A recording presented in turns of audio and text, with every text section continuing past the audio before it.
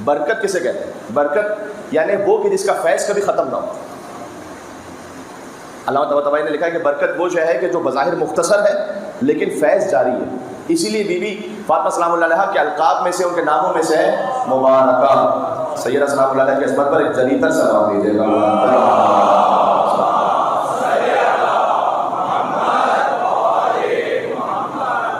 مبارکہ be be کے ناموں میں سے ایک نام ہے، یعنی برکت والی بی بی، جن کی اولاد آج تک ہے، جن کا فیض آج تک ہے. برکت یعنی بظاہر کم شے ہمیشہ رہے. 1 گھنٹے کی مجلس، بظاہر مختصر سا وقت، فیض ہمیشہ رہے. ایک اس میں کنڈیشن ہے فقط، وہ یہ کہ حضور مکرم نے اپنے اصحاب سے کہا کہ جب تم سبحان اللہ والحمدللہ ولا الہ الا اللہ واللہ اکبر کہتے ہو تو اللہ تمہارے لیے جنت میں ایک درخت لگا دیتا ہے.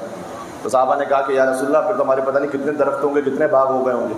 حضور نے کہا بس باغ تو بہت ہو گئے ہوں گے، اس شرط کے ساتھ کہ آگ بیچ کر اس کو جلا نہ دیا ہو. ہاں ابھی یہاں سے مجلس میں ایک فیض حاصل ہوا اور نکلے اور بیوی سے بد کلامی کی، بدتمیزی کی، والدین کے امر کی نافرمانی کی.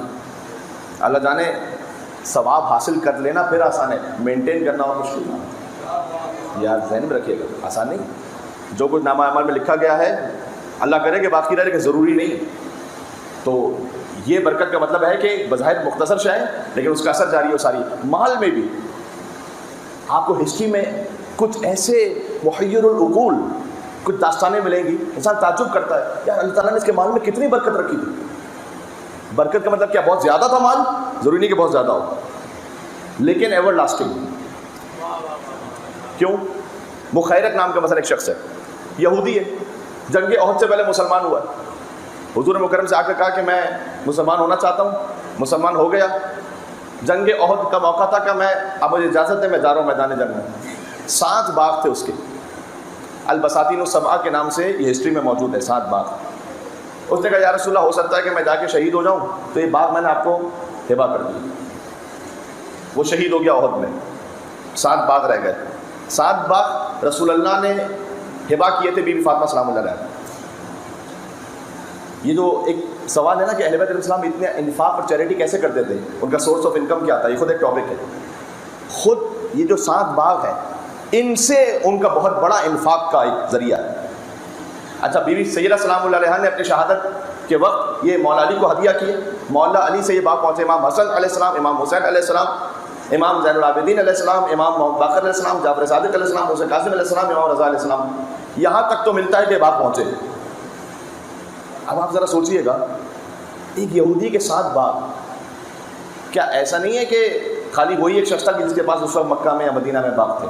بڑے بڑے نواب گزرے، باغوں کو کھانے والے بھی گزرے ہیں بتائیں. لیکن یہ جو 7 باغ ہیں اس کی برکت ایسی ہے کہ یہ خود انفاق نہیں کر رہا، اب یہ حجت خدا کے ہاتھوں انفاق ہو رہے ہیں. یہ ہے برکت. اللہ تعالیٰ آپ کو بی بی معصومہ قوم کے حرم میں لے جائے بار بار انشاءاللہ. موسیٰ ابن خزرج، میں جو ذہن میں آ رہا ہے برکت کے سلسلے میں مثالیں دے رہا ہوں. موسیٰ ابن خزرج، کیا اس کے مال میں برکت ہے، کتنی پاکیزگی اللہ جانتا ہے. بی بی معصومہ قوم وہاں آئیں، قیام کیا 17 دن موسیٰ ابن خزرج کے گھر میں، وہ بیت النور بن گیا. بی بی کی وہاں پر وفات یا شہادت ہو گئی، موسیٰ ابن خزرج کے باغ میں دفن ہوئی. آج جو بی بی کا حرم ہے وہ موسیٰ ابن خزرج کا باغ تھا.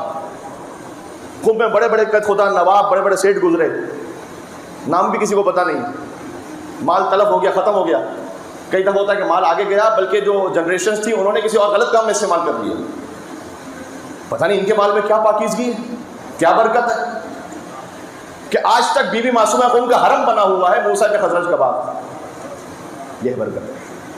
تو یہ پاکیزگی کاش ہم حاصل کر سکیں اپنے مال میں، اپنے نفس میں، اپنی روح میں.